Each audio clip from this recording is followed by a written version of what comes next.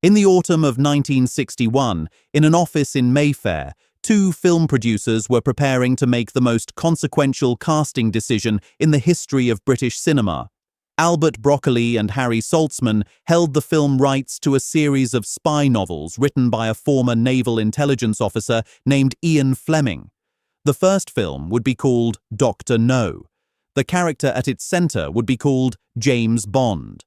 All they needed was a face, and in the early 1960s, one face stood above every other on British television. He was the star of Danger Man, the highest-paid actor on the small screen, and his secret agent John Drake was already the closest thing to James Bond that television had ever produced. His name was Patrick McGoohan. The offer came to him, as everyone knew it would, the most coveted role in cinema, fame beyond measure, and a franchise that would outlive every man in that room. And Patrick McGoohan looked at James Bond, the guns, the women, the license to kill, and gave an answer that almost no actor on earth would have given. He said no, not because the money was wrong. He was already earning more than the role would pay. Not because he doubted his own ability. Orson Welles, the man who made Citizen Kane, once admitted to feeling intimidated by him. He said no because of something far rarer in show business than talent. He said no on principle. This is the story of the man who refused James Bond, and then refused The Saint as well, handing two entire careers to Sean Connery and Roger Moore. It is the story of a devout Irish Catholic raised between a farm in Ireland and a steel city in the north of England, who rose to the very top of his profession without surrendering a single conviction along the way. It is the story of the strangest and most daring television series ever made, created as his answer to everything he had turned down. And it is the story of a private man who remained married to one woman for 57 years in an industry where marriages are measured in months. What follows is a portrait of that man, his origins, his principles, his defiance, and the extraordinary price and reward of saying no. Patrick Joseph McGoohan was born on the 19th of March, 1928, in Astoria, in the borough of Queens, New York City. His parents, Thomas McGoohan and Rose Fitzpatrick, were Irish Catholic emigrants who had crossed the Atlantic 3 years earlier, in 1925, chasing the same American promise that had drawn so many Irish families of their generation. Thomas was a farmer by instinct and upbringing, and America did not hold the family for long. When Patrick was barely 6 months old, the McGoohans sailed home to Ireland. His earliest years were spent on a farm, amid open fields and hard work, and under the deep, unshakable Catholic faith of rural Ireland in the 1930s. Mass on Sundays, prayers at night, right and wrong drawn in clear and permanent lines. Those lines would matter more than anything else in this story, because everything Patrick McGoohan later did, every role he accepted, and every role he refused, flowed directly from them. The farm could not sustain the family, and when Patrick was 7 or 8 years old, the McGoohans moved once more, this time to England, to the steel city of Sheffield in the industrial north. They had crossed an ocean twice and a sea once, and the boy who arrived in Sheffield carried with him an unusual inheritance, an American birth certificate, an Irish soul, and a faith that would prove stronger than Hollywood itself. Then the war came. Like hundreds of thousands of British children, young Patrick was evacuated from the bombing, and he was sent to Ratcliffe College in Leicestershire, a Catholic boarding school run by religious brothers. The faith of the Irish farm was now reinforced by the discipline of a Catholic education, and the combination shaped him permanently. He excelled there, showing a particular gift for mathematics and a formidable talent for boxing. He was clever with numbers and quick with his fists, a pairing that would have surprised nobody who later watched him work. He returned to Sheffield in 1944, a young man of 16 with no clear path ahead of him. What followed was as unglamorous a start as any career in entertainment has ever had. He worked in a factory. He worked as a bank clerk. He worked on a chicken farm until an attack of bronchial asthma left him bedridden for 6 months and ended that livelihood for good. There was no drama school, no theatrical family, no patron waiting in the wings. There was only a restless, disciplined young man looking for a door. The door opened almost by accident. Sheffield Repertory Theatre took him on, not as an actor, but as a stage manager. He built sets, he moved scenery, he watched, night after night, from the wings. And then, as theatre legend would have it, an actor fell ill, and the stage manager stepped in. Within a few years, the chicken farm worker from Sheffield had become one of the most compelling stage actors in the north of England. The theatre had found him late, but it had found the genuine article. It was at the Sheffield Rep that he met a young actress named Joan Drummond, and on the 19th of May, 1951, they were married. That date deserves to be held onto, because in the story that follows, the fame, the fortune, and the temptations of two continents, Patrick McGoohan and Joan Drummond would remain married for 57 years until the day he died.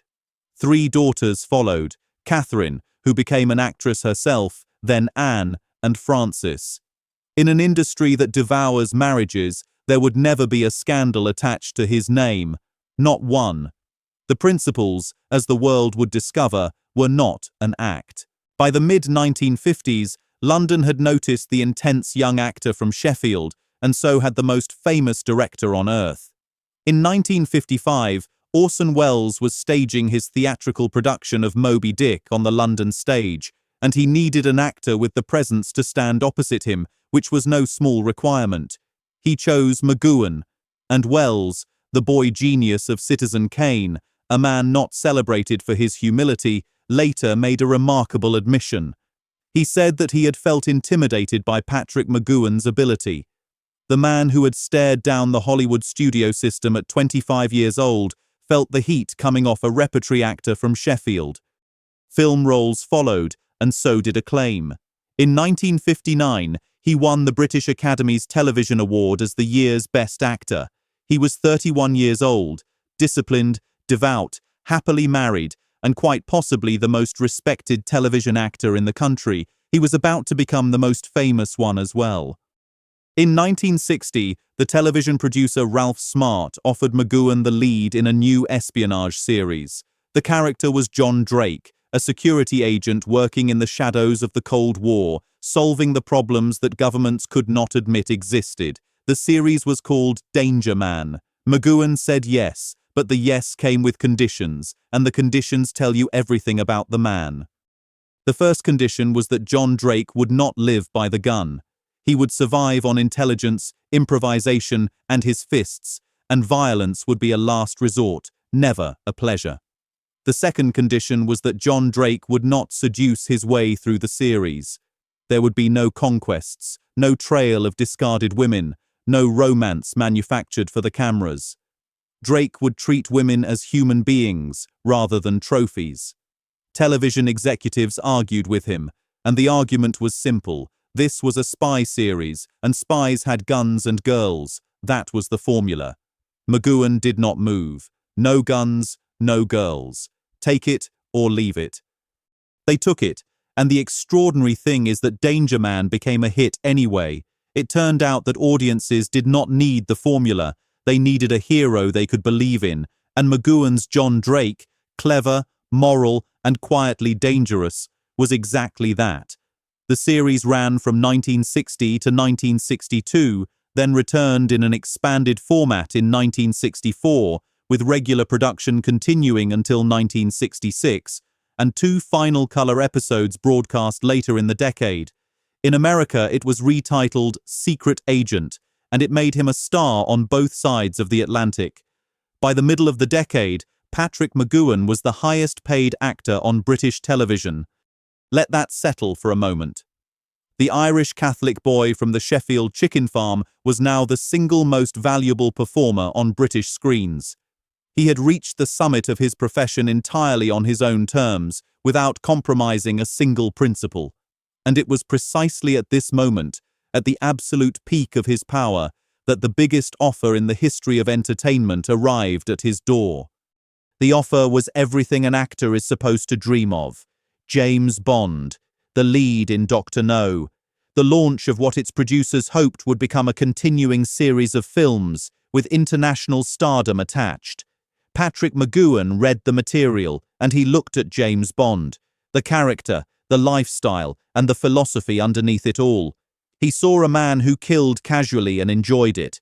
He saw a man who treated women as disposable pleasures, to be used and forgotten by the following scene.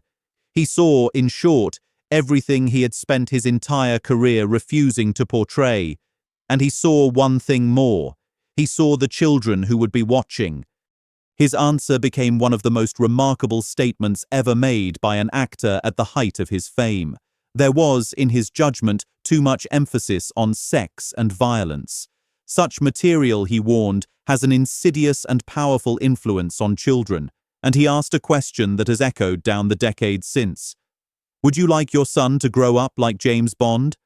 Holding those views as strongly as he did, both as an individual and as a parent, he could not see how he could contribute to the very things to which he objected. Bond, he concluded, was a sort of cartoon strip fantasy with morals he found questionable, and so the most bankable television star in Britain turned the part down flat. The role went instead to a rugged and little-known Scottish actor named Sean Connery, who was reportedly paid around $16,000 for Dr. No. McGoohan was already earning more than that from Danger Man. It is worth understanding exactly what that means. This was not a struggling actor declining a gamble. This was the highest-paid man on British television refusing the most famous role of the century from a position of total strength. He rejected James Bond not because he could not afford to take it, but because he could not afford what it would have cost him: his conscience. Years later, the confirmation came from the one source nobody could dispute. Albert Broccoli, the producer of the Bond films, wrote in his own autobiography, When the Snow Melts, that McGoohan might have made a fine Bond, but that the actor was strongly religious and was uneasy about the sex and the violence. The producer's own words, in the producer's own book. The story is not legend, it is record. And McGoohan was not finished saying no. Soon afterwards came another offer, the lead role of Simon Templar in a new television series called The Saint. Once again, the answer was no. The Saint passed instead to a charming young actor named Roger Moore, and the chain of consequences that followed is one of the great ironies of British entertainment. The Saint made Roger Moore a star, and the stardom of The Saint carried Roger Moore a decade later into the role of James Bond himself. The two defining spy franchises of the 20th century, Bond and The Saint, were both shaped by Patrick McGoohan's refusals. Sean Connery's career and Roger Moore's career both stand, in part, on the foundation of a single word: no. And when the role of Bond was raised with him again in later years, as it was, his answer had not changed. It never would. He was not the only name in the producer's conversation. Richard Todd, the decorated D-Day paratrooper turned actor, was on the list of contenders.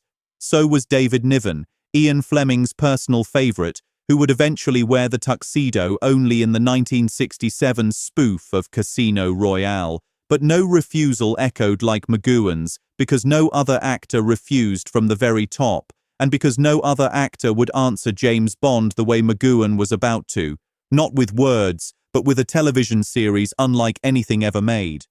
In 1966, Patrick McGoohan walked into the office of Lou Grade, the most powerful man in British commercial television, carrying an idea. A secret agent resigns, abruptly and without explanation. He is gassed in his London flat and wakes to find himself in a beautiful, sinister village by the sea. The village has no name. The people have no names. Everyone is a number, and he is number 6. The village wants to know one thing: why did he resign? And number 6 wants one thing in return: to escape, and to remain what he insists he is: a free man. Lou Grade, by most accounts, understood almost none of it, but he understood Patrick McGoohan, and the deal was done on a handshake. The series was called The Prisoner, and it was, in every sense that matters, McGoohan's answer to James Bond. He developed it with the script editor, George Markstein, and the question of how much each man contributed to the original idea would be debated for decades, but the vision on the screen, the philosophy, and the fury were unmistakably McGoohan's. Consider what he built. Bond is a spy who obeys. Number 6 is a spy who resigns. Bond kills without conscience. Number 6 refuses to surrender his. Bond is defined by his license, a number, 007, that grants him permission, while number 6 spends every waking moment fighting against being a number at all. The spy genre had spent a decade glorifying the machine. McGoohan built 17 episodes of television about one man refusing to become part of it. He did not merely star in The Prisoner, he wrote episodes under the pseudonym Paddy Fitz and directed others under the name Joseph Surf, controlling the stories, the tone, and the philosophy until every frame carried his fingerprints. The location itself became legend. The village was Portmeirion, an ornamental Italianate resort on the coast of North Wales, so strange and so beautiful that it seemed to exist outside the real world entirely. To this day, admirers of the series make pilgrimages there. The episodes were broadcast across 1967 and 1968, and they were unlike anything television had ever attempted. Surreal, philosophical hours about surveillance, identity, conformity, and control, decades before those words came to dominate the modern world. And then came the ending. The final episode, broadcast in February of 1968, was titled Fallout, and audiences tuned in expecting answers. Who ran the village? Who was number 1? Would number 6 finally escape? What they received instead was one of the most surreal hours ever transmitted on British television, ending in a revelation so cryptic that it is still being debated more than half a century later. The reaction was volcanic. Switchboards were jammed with furious callers demanding explanations, and the press hunted for the man responsible. The anger grew so intense that McGoohan went into hiding while the storm passed, retreating to the quiet of the Swiss mountains. He had given British television its most daring hour, and for a while, British television wanted his head for it. But time has delivered its own verdict. The confusion of 1968 became the acclaim of every decade since, and The Prisoner is now recognized as one of the greatest and most influential series ever made, studied in universities and echoed in everything from The Truman Show to the streaming dramas of the present day. Bond had given the world a fantasy, McGoohan had given it a warning, and the warning came true. He carried the shadow of number 6 for the rest of his life, and he carried it without bitterness. Mel Gibson, he observed in later years, would always be Mad Max, and he himself would always be a number. He had made his statement. It had cost him dearly. He never once suggested that it was not worth the price. The storm that followed The Prisoner changed the direction of his life. Britain had been his stage for 20 years, but the man who valued privacy above fame now wanted distance. Switzerland gave him refuge first, and then in the early 1970s, he crossed the Atlantic for good, settling his family in California and eventually making his home in Pacific Palisades, high above the sea. And there, the most famous television actor Britain had produced did something almost unheard of in Hollywood. He disappeared. There were no chat shows, no premieres, no celebrity circuit. He gave interviews so rarely that journalists traded them like treasure, and he detested the word star and everything it implied. He wanted to work, to go home, and to be left alone with Joan and his daughters. But the work, when he chose to do it, was unforgettable. In 1968, he had commanded the screen alongside Rock Hudson in the Cold War thriller Ice Station Zebra. In 1971, he played James Stewart opposite Glenda Jackson in Mary Queen of Scots. In 1976, he was the silken villain of the box office hit Silver Streak, and in 1979, he faced Clint Eastwood as the cold, unforgiving warden of Alcatraz in Escape from Alcatraz, a performance of pure, controlled menace. Directors learned what Orson Welles had learned 2 decades earlier. You did not hire Patrick McGoohan for comfort, you hired him for force. Of all the friendships of his American years, none mattered more than his bond with Peter Falk, and none produced richer television. McGoohan appeared 4 times as the murderer in Columbo, matching wits with Falk's rumpled detective, and he directed episodes of the series as well. Twice in 1975 and again in 1990, those performances won him the Primetime Emmy Award. There was a certain poetry in it. The man who had refused Hollywood's biggest role collected two of American television's highest honors on his own terms, playing brilliant killers undone by a detective in a dirty raincoat. In 1985, he finally appeared on Broadway, for the only time in his life, in the espionage drama Pack of Lies, and the critics answered with a Drama Desk nomination. And then, in 1995, a full generation after The Prisoner, the world rediscovered Patrick McGoohan. Mel Gibson was directing an epic about the Scottish rebel William Wallace, and he needed a villain equal to the scale of the story. A king of England so cold and so ruthless that audiences would fear him on sight. He cast McGoohan as King Edward I, Longshanks. Braveheart won 5 Academy Awards, including Best Picture, and McGoohan's Longshanks, dry, merciless, and terrifyingly calm, was hailed as one of the great screen villains of the decade, a man who could order an atrocity in the tone of a man ordering breakfast. Audiences who had never heard of Danger Man now knew the face. He worked sparingly after that, and always memorably. He was a Southern judge in A Time to Kill in 1996. In 2000, he returned gleefully to number 6 for an episode of The Simpsons, proving that he could laugh at his own legend. And in 2002 came his final role, the voice of the dying pirate Billy Bones in the animated film Treasure Planet. His last performance, fittingly, was a man handing over a map and warning a young dreamer to beware.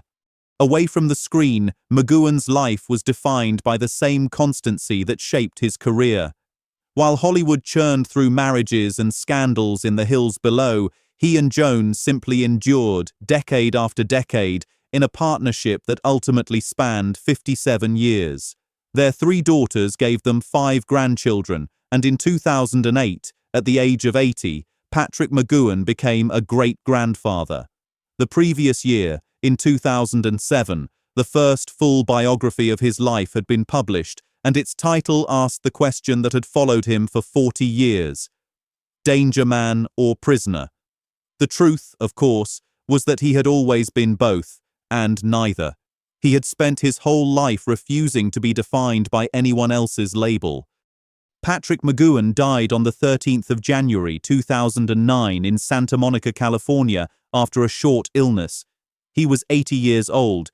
He left behind Joan, his wife of 57 years, their 3 daughters, 5 grandchildren, and 1 great-grandson, and not a single broken promise to any of them. The tributes came from every corner of the entertainment world. They came from the devotees of number 6, who still gather at Portmeirion every year. They came from the film generation that remembered Longshanks, and they came from everyone who understood what his career had really been, perhaps the longest and most consistent act of integrity in the history of British screen acting. So return, one last time, to the question this story began with. What kind of man says no to James Bond? Now we know. A man raised on an Irish farm, where right and wrong had clear edges. A man educated by faith and hardened by work. A man who married once and meant it.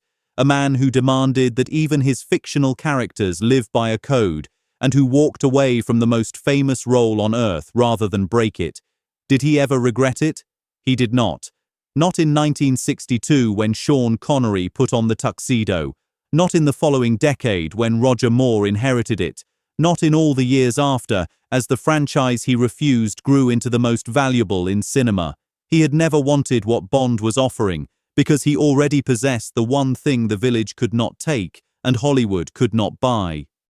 Sean Connery became James Bond, Roger Moore became the Saint, and then became Bond as well, and both men owed the shape of their careers to a Sheffield repertory actor who said no. Patrick McGoohan became something that resembled no one else at all. He became himself. He was not a number. He was a free man. If you found this documentary on Patrick McGoohan enjoyable, consider subscribing to the Cinema Peak channel for more stories like this. Your support truly means a lot. Thank you for watching, and goodbye.